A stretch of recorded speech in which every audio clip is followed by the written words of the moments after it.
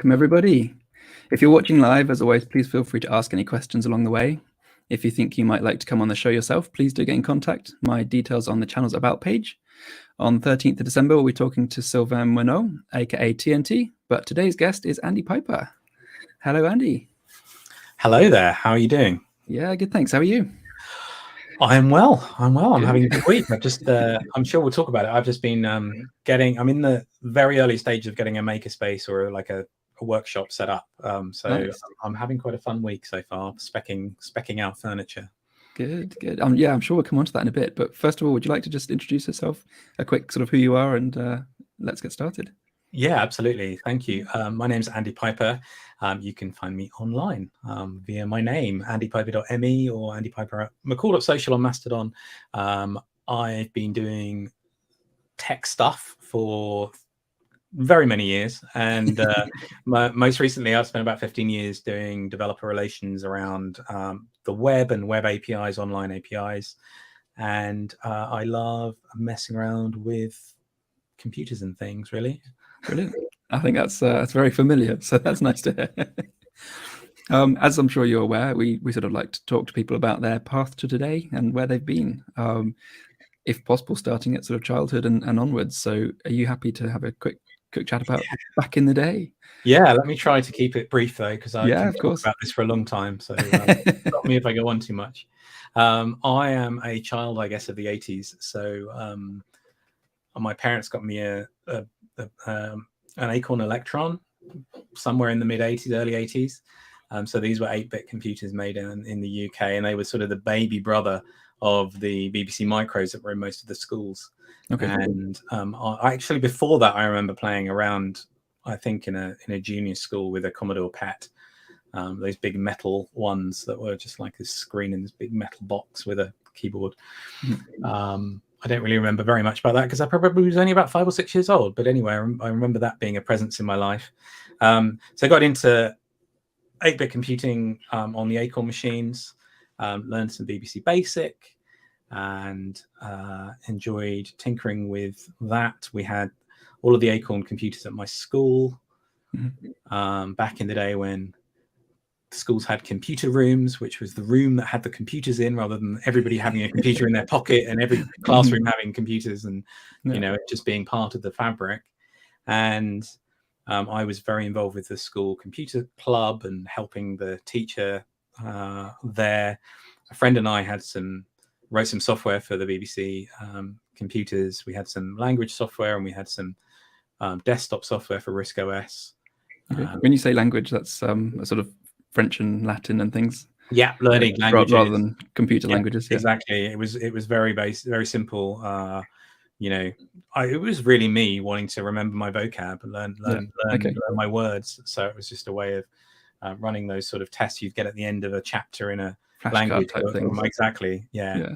Okay. And then we had some chemistry software, and then because we started selling some stuff through sort of a small named entity, I hesitate to call it as a company because it was my friend and I writing software and selling it on floppy disks for a few pounds.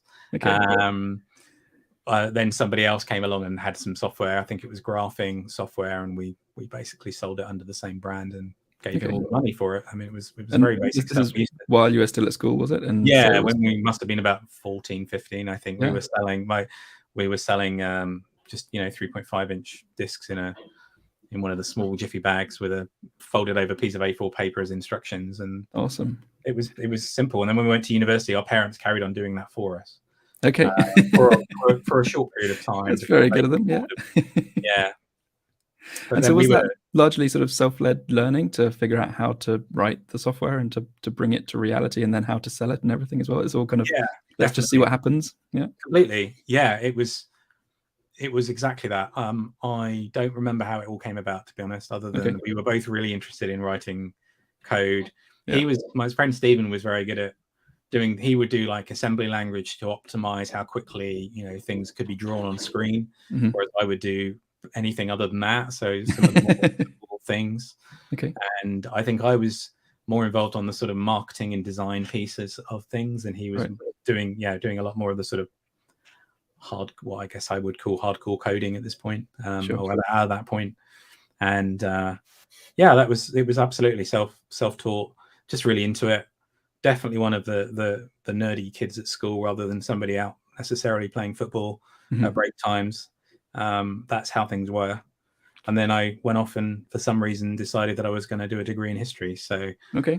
Was I that had a an change A- of tack, or was it kind of a I don't know what to do at uni? It was very much when I was at my school when I got to the age of 16. I was decent across all the subjects. I would say I was quite good across all the subjects, and I had both the science teachers wanting me to go and study sciences, and at A level, and then the arts teachers wanting me to go and study their subjects. And I was just really interested in history, so I did history and English and classical civilization A levels, and then I went and did history at university because I was really interested in it. But then I fell in with all of my friends at university, and actually this was just a coincidence, were mathematicians. Right. Or they were all scientists, and somehow I ended up being the guy that, because I'd done stuff with the computer room at school, I ended up helping in the computer room at college, and then teaching the other students how to get access to their college email, which was just before or just around the time of Windows 3, and I think there were a couple of Macs in the computer room as well, and graphical interfaces and Internet Explorer were brand new, so we were still using Pine text-based Unix terminal software for accessing email. It was still really the very early days of the masses, I guess, consumer email, and university back in the day was where people generally first got access to email, because that's where the internet started, with academia and the military, right? So and I was going to say, I presume that Janet was very much a thing back then. It's something that it still exists today, but I think they've renamed it or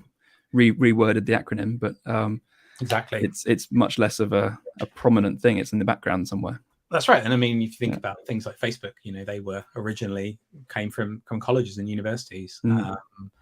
So well, Facebook specifically, rather than when I say things like, it's a good example, I think, of those environments being opportunities for students to make something new and do interesting things.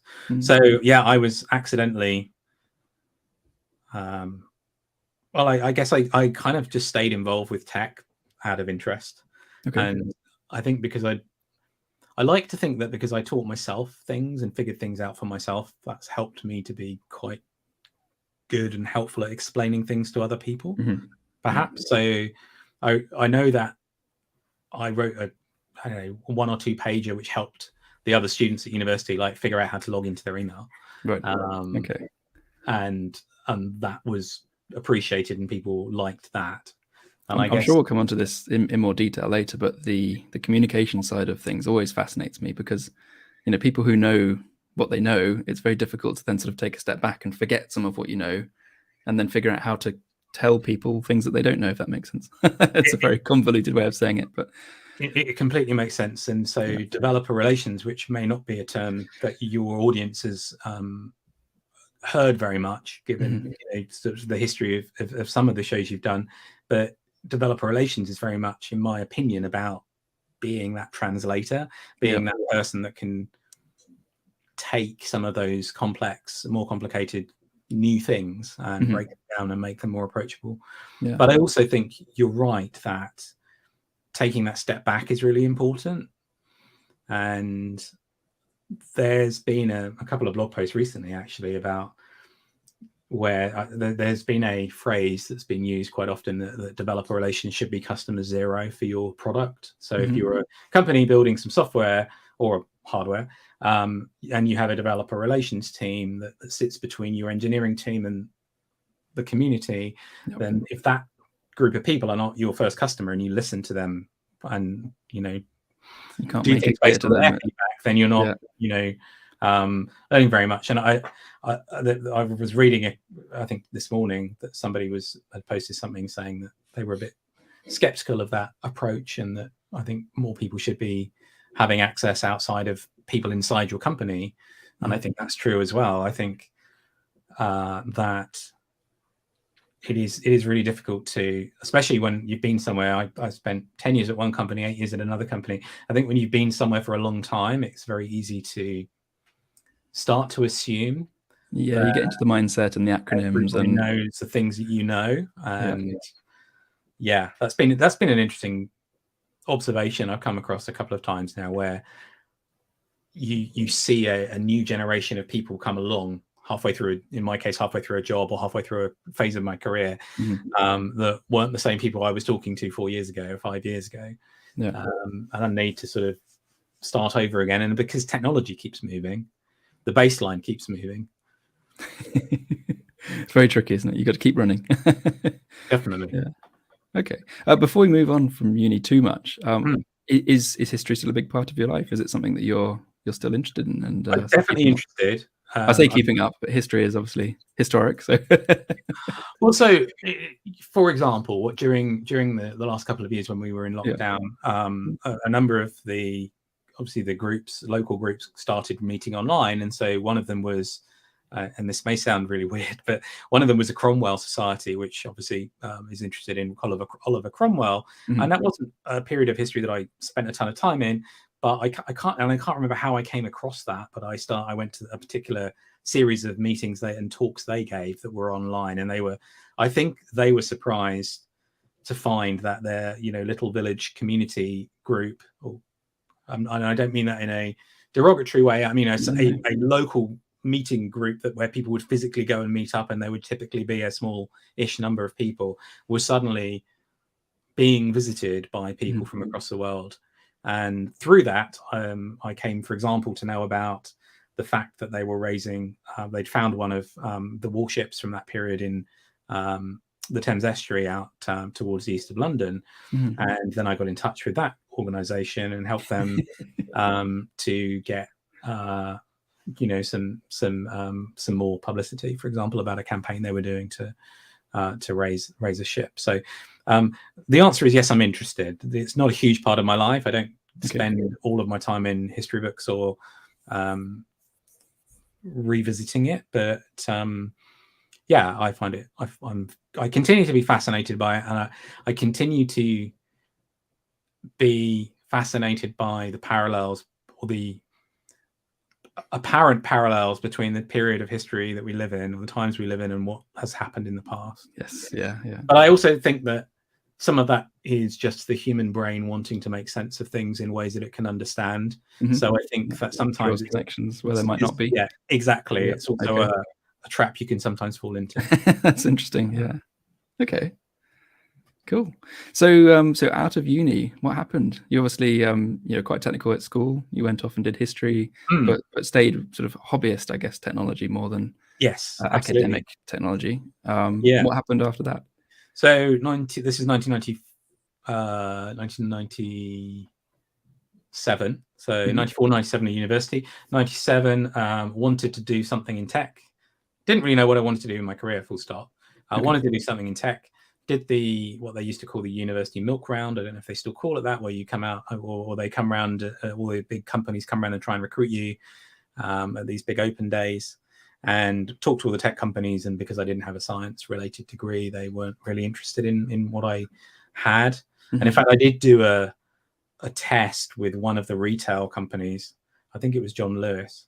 And there were a bunch of us that went in one day and did this test. And they were basically asking us to write a program in this invented programming language for them.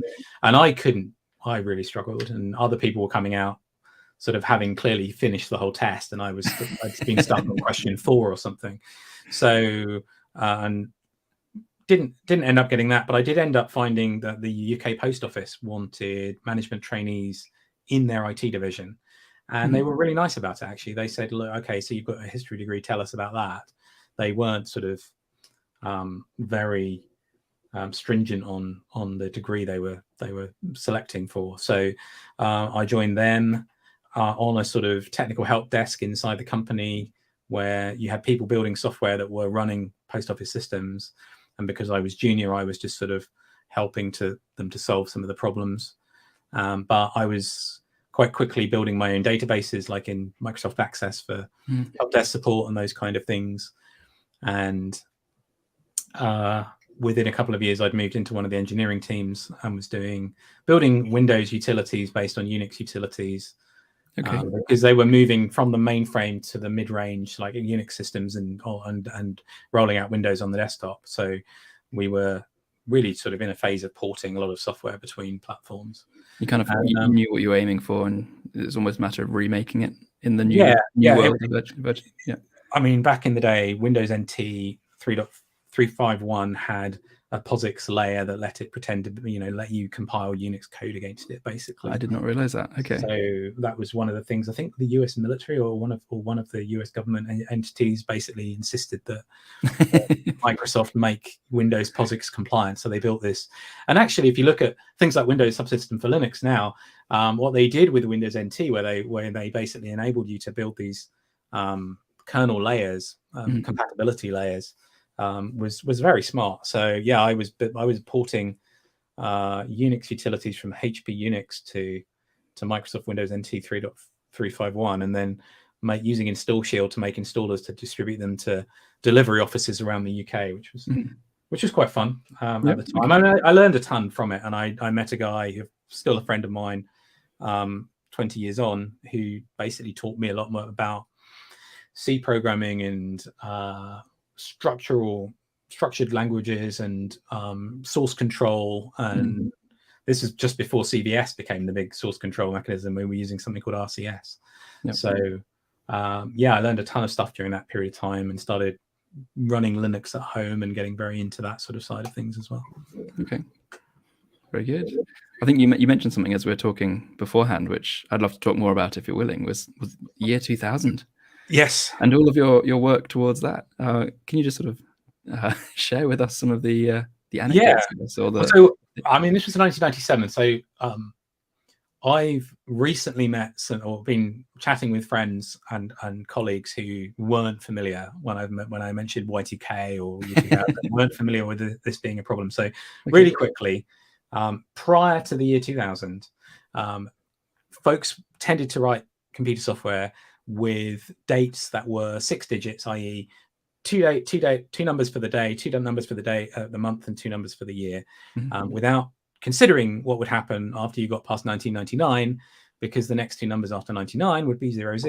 And in principle, all the code would think it had gone back to the beginning of the century and break. Yeah. Now, this wasn't. There was a lot of concern about this in the mid 90s, and this realization that there was this sort of big deadline coming up, and the horror stories and the media stress was, look, planes are going to fall out of the air and everything's going to break, and we could lose all communications across the world. We didn't, but I can tell you, because I was involved, we did have to test everything thoroughly, make sure everything was upgraded, was working. The post office is a communications system, part of the critical infrastructure of the country, was a big deal. So we did have to test that every component in a multi-layer system was year 2000 compliant and wasn't behaved. Yeah. I love this problem, because you talk to sort of the public, and they almost say that it was a joke, or it wasn't a thing. And it's one of those situations where the effort and the work that went into remediating it before it was a problem means that now people don't believe it ever was a problem. And yes, I think it's fascinating. There definitely were things that failed, and I can't remember what specific things there were. There are some web pages where you can go and find out what did break, but things that I was working on fortunately didn't. We did have to upgrade some things, some low-lying software, and rewrite a few bits and pieces. But I agree with what you just described, that folks don't necessarily recognize it as a problem. They thought it was a big hoax. On the other hand, I think that the degree to which things were overhyped, absolutely, was also ridiculous. But then it's one of those things, I think, where the layers of complexity aren't apparent unless you're very close to the system. And the way that people simplify things, therefore, is it's either going to work or everything will crash. Whereas probably what happened is some things did crash deep down in a system, but the entirety of the system was able to continue. So yeah. Okay. Well, I'm glad it wasn't too scary and onerous for you lot. I mean, looking back again, though, I'm thinking this was 4 years into my management career. pressure, I guess, to make sure that it was okay. But carry on. Sorry, I didn't mean to interrupt. No. I was just thinking this was 4 years into my career as somebody who was self-taught in IT. So, right. I think I was really fortunate to have been able to learn a lot of stuff very quickly, and had a couple of really good mentors who were actually contractors at the post office who taught me a lot about coding and just general, working as a team and how Unix worked, I guess. Sure. Okay. Fair enough. So moving on from the post office, what was your next position? I was in I at the post office. We had folks working with us, and a lot of the software was IBM software. So they wanted to make me a manager, because after 4 years, that was the end of my technical career. Right.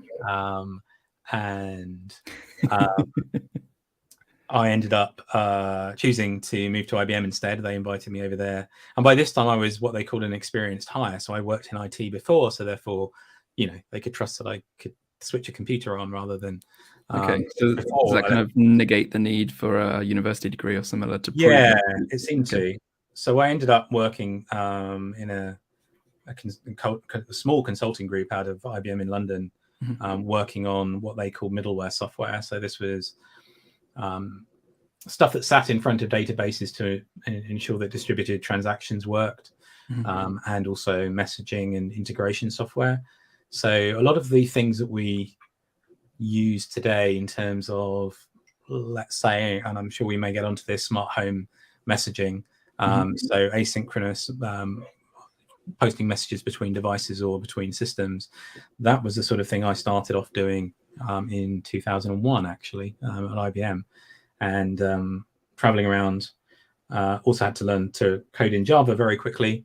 And I did that I was at IBM for 10 years in total. I did that for about 7.5 years, doing everything from fully installing a load of IBM software on a system or set of systems to running proofs of concept with banking systems. So we did a high-speed banking. It was back in the day when they were about to move to next day backs transactions, I think. Next day, not same day, I think. Right. Or within 48 hours or something like that. And we ended up building one of those systems for one of the big banks in the UK. So so that was really fun. Learned a lot about how databases work, how messaging systems work, how big distributed systems work. And I also got to start to work with some social software. So IBM started to run a big internal blogging system and encouraging everybody to write their own weblog. And I started to do that mainly as a diary for what I've been fixing and what. So when people sent me an email saying, how did you fix that problem with that particular piece of software, I could just say, go and read this blog post over here. I wrote about it. Okay. So I know that the sort of, I'm not sure if it's really a word that's used anymore, but knowledge base was, I think, one of Microsoft's favorites for a while. Yeah. And I imagine that IBM would be keen on that. This was less of a knowledge base and more of a personal curated sort of list of topics, I guess. Is that right? Yeah. IBM at the time had a number of software brands, one of them being Lotus, which was very into things like knowledge management, and wikis and all of those kind of things. At IBM, that they were competing with Microsoft with SharePoint and all of their databases and things as well. But I was purely doing it as a personal exercise. But one thing that always blows my mind, apart from the fact that as a historian, IBM is over 100 years old, 110, 115 years old, maybe. Amazing, now. Isn't it? Yeah.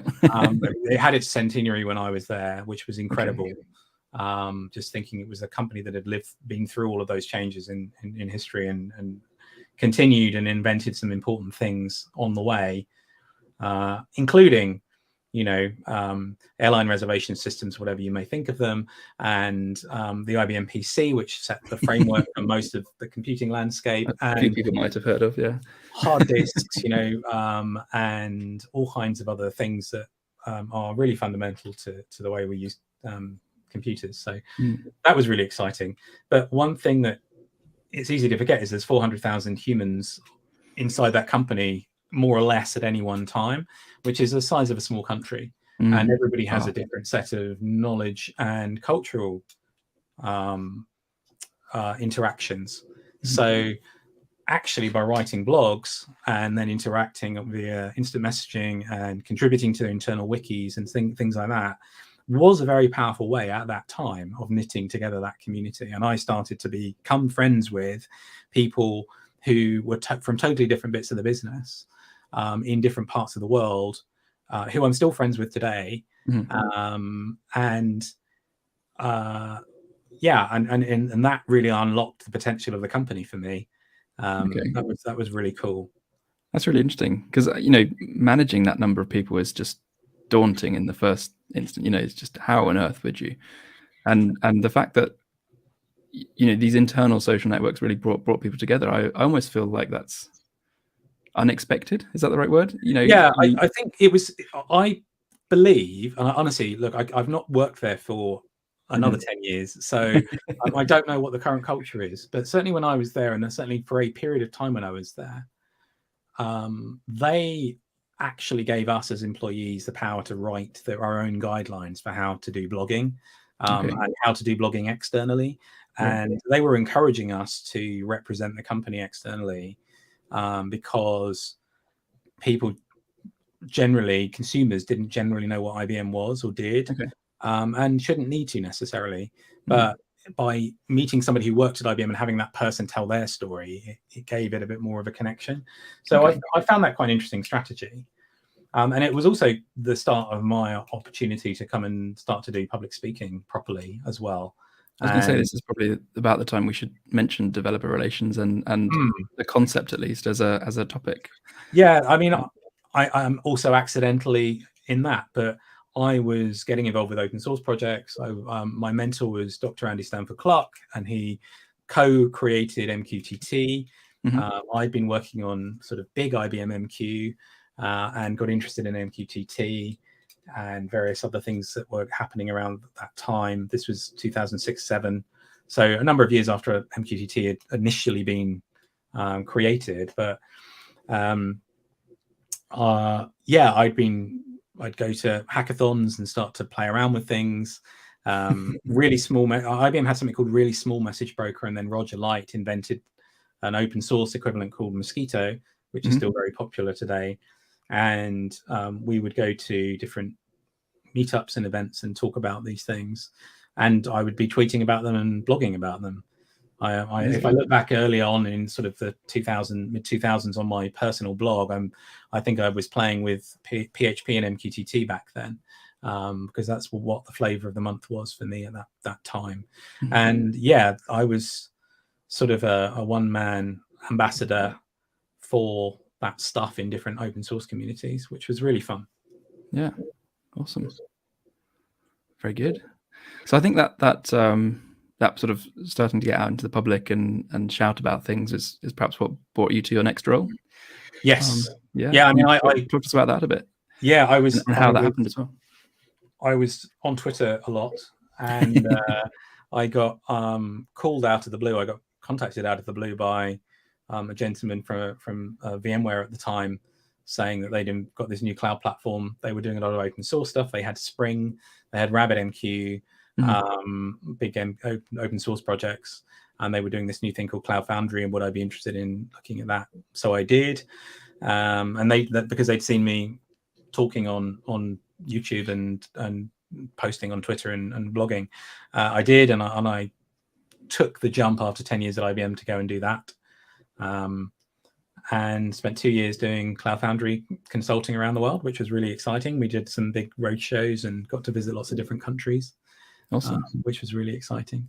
Yeah. And and then honestly, it led on straight from that to working at Twitter. I got contacted by Twitter, and they said, look, we're looking for a developer advocate in London to work on our API team. And I was the person they wanted to talk to. So I was I was hugely grateful and excited because I'd been using Twitter myself. I'd started using the API fairly early on before some of the restrictions were added. But the restrictions were added partly at the time to stabilize the platform, to stop the fail whale appearing.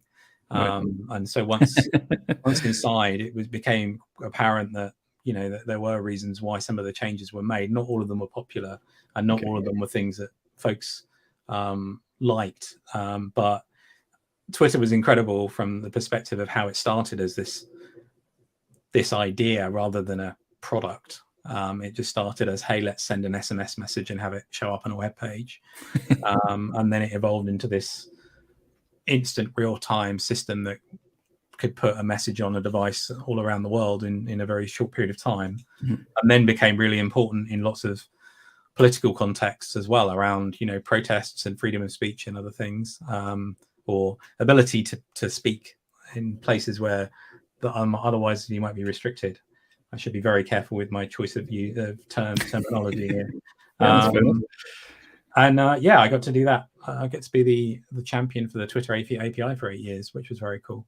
Can you sort of expand on what you mean by champion for the Twitter API? That's the API that if you want to write an application or some kind of bot or service, you would interact with that API. That's what we're talking about, isn't it? Yes, exactly. So this is the ability. The way I typically have described it to people who ask me where, you know, what I did was, if somebody wants to build something that plugs into Twitter, whether that's embedding Twitter content on the BBC News website, or creating an app that lets you read tweets or lights up, you know, LEDs because lots of tweets are coming in. That's actually a Fibonacci device rather than being driven by Twitter, but something like that. Then that was what I got to work on. So my initial sort of portfolio, if you like, was the Internet of Things and Twitter. So I've been talking a lot about that because I was involved with MQTT at the Eclipse Foundation, Eclipse PAHO, and one of my first talks was about Twitter and the Internet of Things, so driving physical devices through Twitter data. One of my colleagues was very interested in and had a background in flood warning systems, and how Twitter data could be used to enhance and also get early warnings or inform different areas. So he was involved with Indonesia, where they were doing, which is a very distributed country, and they were using Twitter for alerting and for sending help to the right areas. And then there were floods in the US just before I started at Twitter as well. So there was a huge interest in those kind of sort of natural disasters and warning systems as well. So there's some really interesting uses of the API that were possible. Okay, nice. So then, as a developer advocate or whatever you want to call yourself, I suppose, champion, I think you've used a couple of times.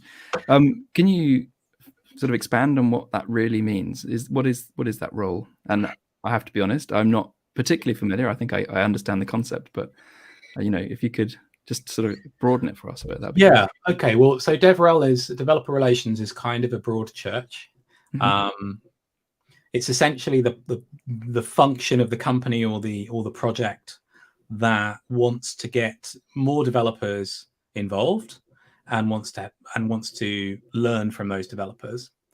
So it's kind of both looks in two directions.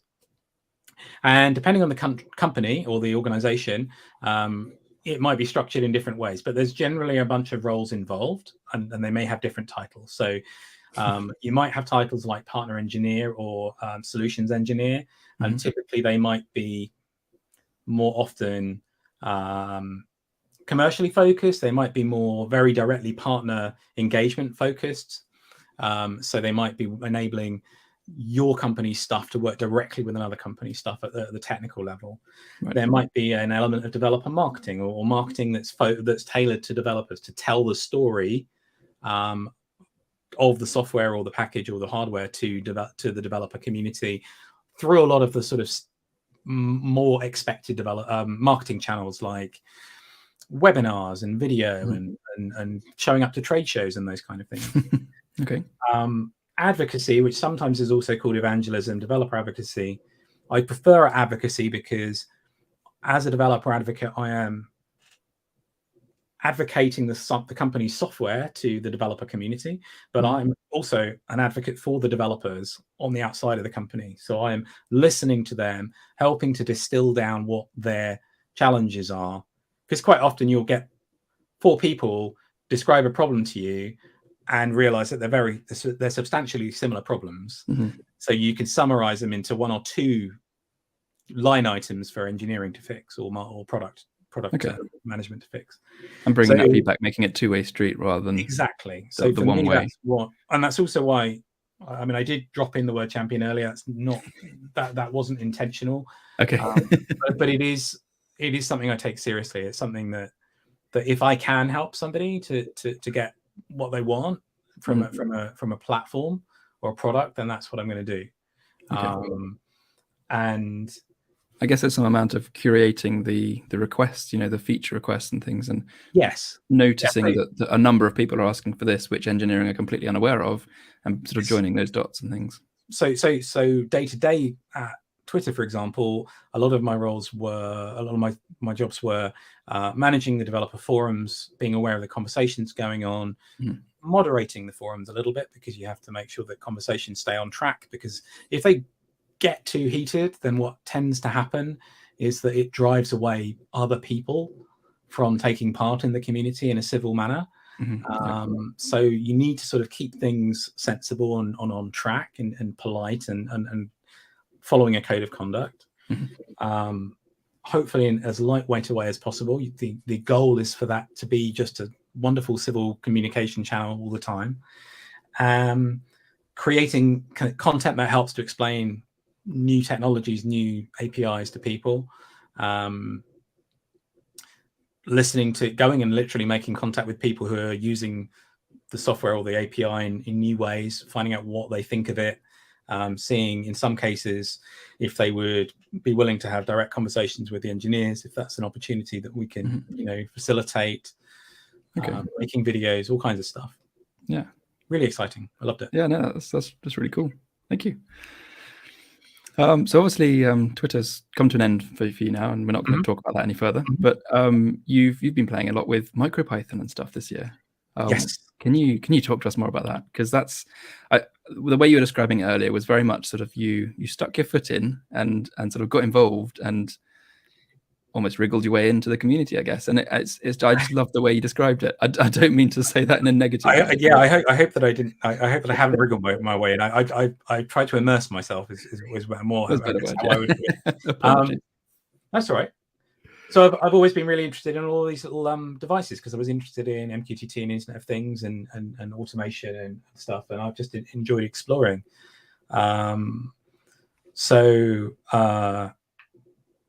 Earlier in the year, or the end of last year, I started to sort of re-engage with some of these hobbies that I'd left to one side.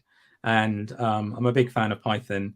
I'm a PSF supporting member, and that's been something that I've been sort of focused on while I was at PSF, Python Software Foundation supporting member. And that was something I was quite focused on when I was at Twitter as well, getting involved in those events. Okay. And I looked around at all the boards I had, and then I saw people talking about things like the ESP32C3, and also there was the little Lego mini SAM board. I don't know if you've seen that one. I love it. So good. I don't think I have it to one side, but I'm also really into Lego. Which, if you look up at my shelf there, you'll see there's a Boba Fett just above my head, for example. Very good. I think that's about all that I've got showing on the shelf at the moment up there. But and that's actually a SAM board. But I started playing with those. So I picked up, there was a buzz that went around, I guess, in February for these cheap boards from China with the LEDs on. That's just a little 5x5 matrix, is it? That's right. Yeah. RGB LEDs. So I started playing with MicroPython on there, and at the time there were some issues with the C3 boards and the port and the MicroPython port, and also I think with the Espressif SDK, to be honest. So I started writing some content around that. started showing up to the MicroPython monthly meetup. I can see my friend Mr. Trentini. Hi Matt, is in the YouTube. So it's lovely to have you join. And yeah, really, I started. They were willing for me to sort of come along to one of their meetups and say how I'd found exploring the community and identifying a few ways that things could be made a bit more friendly. Mm-hmm. I ended up going and doing a talk at EuroPython in Dublin, which is really exciting. Nice.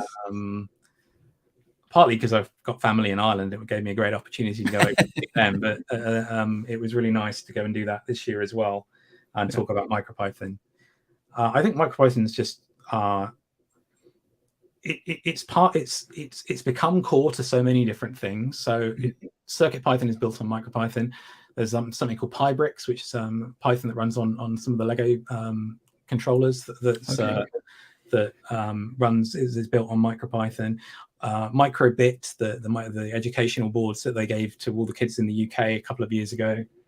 I've got one here. There's a Microbit. I was going to say, dare I admit that I have one and I don't think I've actually turned it on ever. So they've got a lovely editor that runs in the browser, but this is so the V2, the Microbit, that's what this one is, which has got a few extra bits in. There's got Bluetooth and all kinds of other stuff on there. But MicroPython gets into all kinds of places, and honestly, I'm trying to remember where I found it the other day that I didn't expect to find it. And because Python is so straightforward to learn, I think, compared to having to mess around with C and pointers and all kinds of other things. You can certainly do a lot more with C down to the bare metal. And I've just been chatting with somebody on Mastodon about some projects that he and I have both been trying with MicroPython on different boards, and in particular displaying images on screens. Right. And depending on the board you've got, you can start to run out of memory quite fast, which is quite frustrating. But it's just been really fun to learn and get to know some of the folks, contribute to a few of the small projects around the edges of MicroPython. I'd love to get more involved, and I currently have 3 or 4 months on my hands for reasons. And as part of that, I'm really looking forward to getting more involved. And started to figure out what space I want to actually to be able to spend more time fiddling with hardware. I will just say, which I hadn't mentioned to you before we started as well, the other thing I've been interested in building is a lot of the retro computer type stuff. So I've got an RC 2014 and I've got a PAL 1, which is a KIM 1 that I haven't assembled yet, and things like that, because going all the way back to the beginning of the conversation where I was talking about the 8-bit computers and the Acorn Electron and all those kind of things, I'm also really fascinated with those things. Because again, if you look at the Arduino, and I've been playing with Arduino and met David and some of the team from Arduino a long time ago, and back when we were doing the Eclipse Foundation machine to machine and or IoT stuff, they started out with 8-bit microcontrollers as well. So I think that's just fascinating that you can still do interesting things with these things, and it's much easier to explain to a child as well when you get to like explaining electronics. Is how things work at that level, and in terms of the brain is a much simpler thing. Yeah, even an AVR and Arduino is actually incredibly complicated, what's going on inside.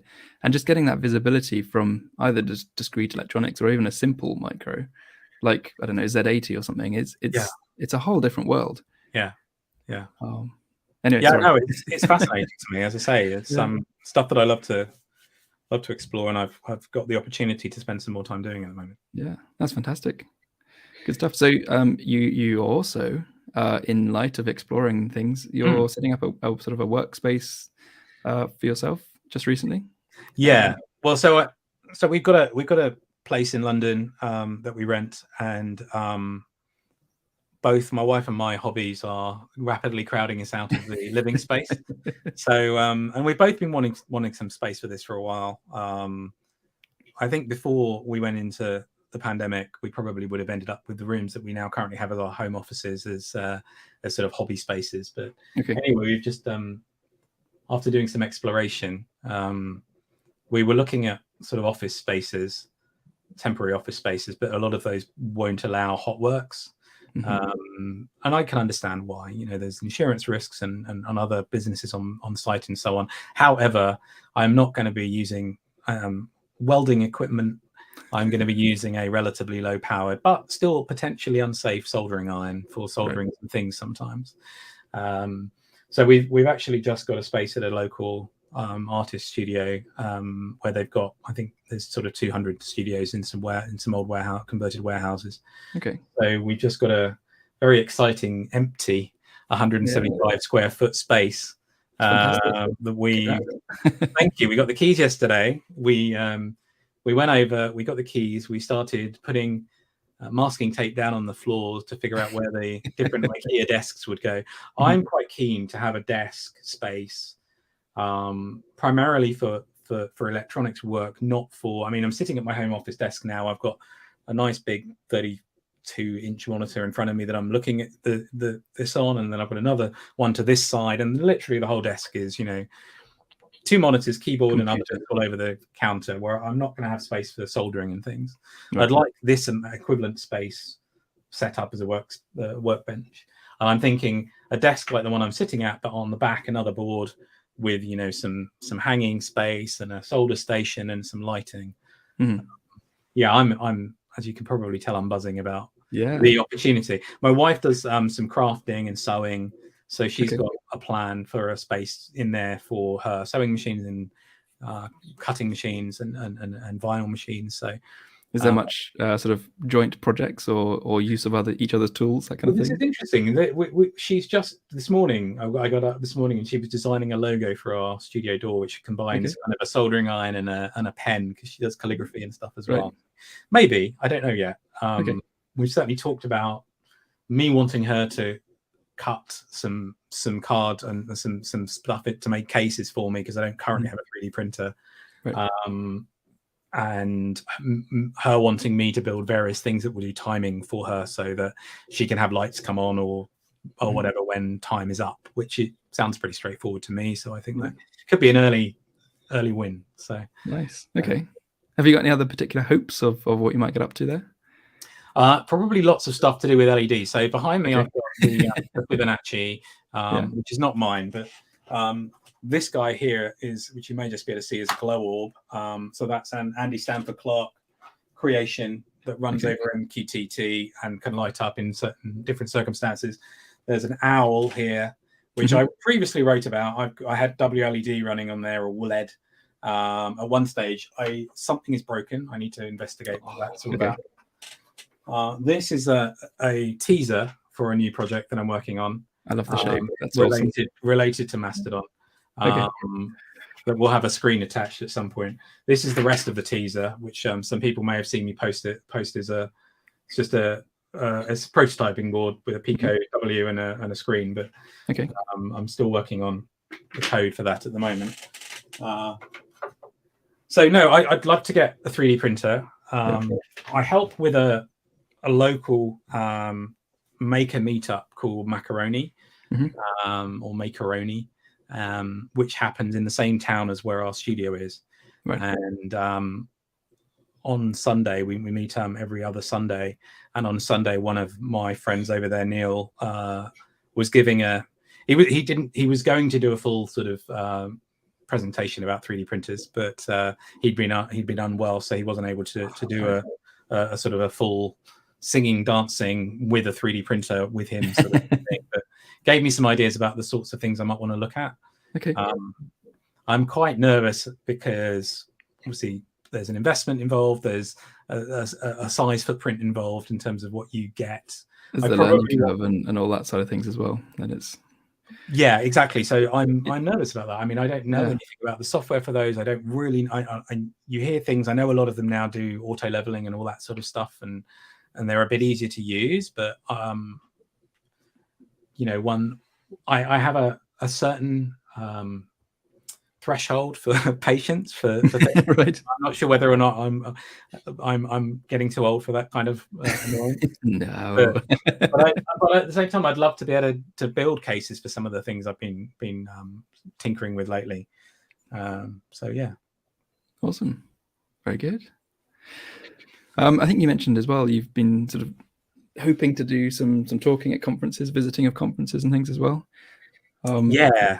Coming up for you, is that more sort of the social aspect, or is that to show off things or to see what other people are doing? I think it's a bit of both. So I'm at an inflection point, I guess, career-wise. I've done DevRel for 15 years on and off in different contexts. I'm happy to continue to do that if I find something that's exciting and I'm passionate about, because I don't really think I can do the job without it being something I care enough about to be able to evangelize. But at the same time, technology is always moving on and changing, and frameworks and come along and change, and so there's certainly a lot of learning I want to do. I've never been to FOSDEM, the big open source conference in Europe. That I am aware that there are some concerns about how it's being run this year and things like that. So I'm going to do some more reading about that. I haven't made a plan to go yet, but I'd like to go to that. There's certainly a lot of other conferences. I'd love to go to PyCon US this year, maybe. I've got a calendar that I've sort of drawn out through April, I think, even up to the beginning of May, where I've started to sort of draw out when events are. I'm not planning to take another role until then, sort of beginning of the summer. So it's a nice opportunity to sit back and see what's happening. And the other nice thing is that more events are available online. So there's a few things that I can watch online now. I was going to say, I actually really appreciated that over the last couple of years, the way that it's all becoming so much more accessible. And especially with the pandemic now, or the COVID, whatever you want to call it, it's sort of, there's a lot of concern for a lot of people in going in person to these things. And if you can attend remotely, even if it's watching after the fact or whatever, I think it's really good.